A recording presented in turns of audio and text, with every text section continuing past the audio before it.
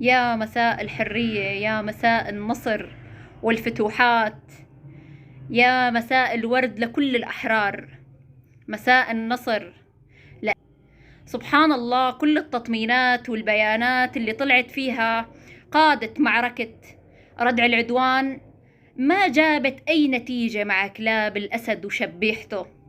يعني هي الفئة من الناس الموالية والله إذا بتمطر عليهم حرية لتشوفهم حاملين مظلات.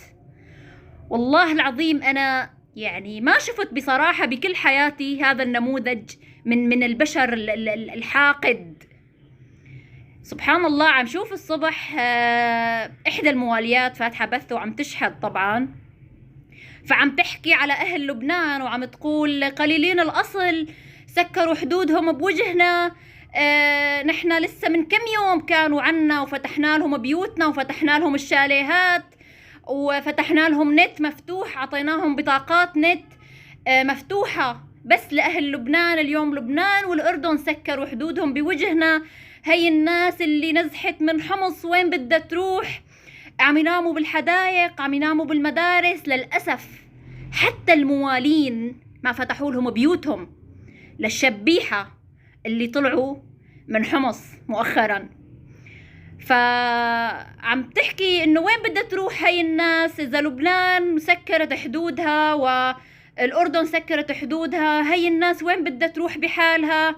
قلت لها، كتبت لها انا عندي طريق، ففتحت عيونها فكرت انه عن جد انه انا عندي طريق، فكتبت لها قدامكم طريق ذهب.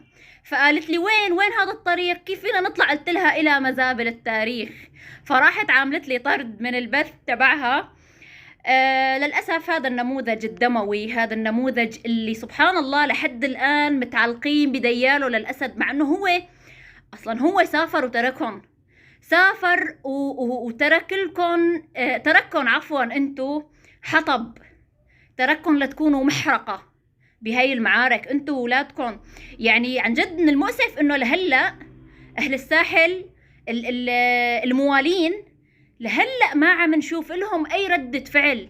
كل هالتطمينات اللي صارت وكل هالبيانات اللي طلعت لحد الان هم مع النظام وقلبا وقالبا ومع الاسد قلبا وقالبا. يعني لامتى مثلا؟ لامتى انتم حتضلوا موالين لهذا النظام الغاشم، هذا النظام القاتل المجرم؟ لامتى؟ اذا الشباب صاروا على بوابة دمشق، لامتى يعني انتم حتضلوا موالين؟ بدي بارك للمساجين اللي طلعوا من سجون نظام الأسد، واللي البعض منهم كان مسجون لأكثر من 30 أو 40 سنة. للأسف هاي المساجين اللي مفكرة لسه أنه حافظ أسد لساته عايش المقبور، الله يحرق نفسه، مفكرين أنه لسه حافظ أسد عايش، وأنه اللي دخلوا وفكوا أو أطلقوا سراحهم هم رجال صدام حسين. تخيلوا 30 أو 40 سنة. لك حتى المؤبد، يعني هاي الأحكام تعدت حتى مرحلة المؤبد أو مرحلة حكم المؤبد.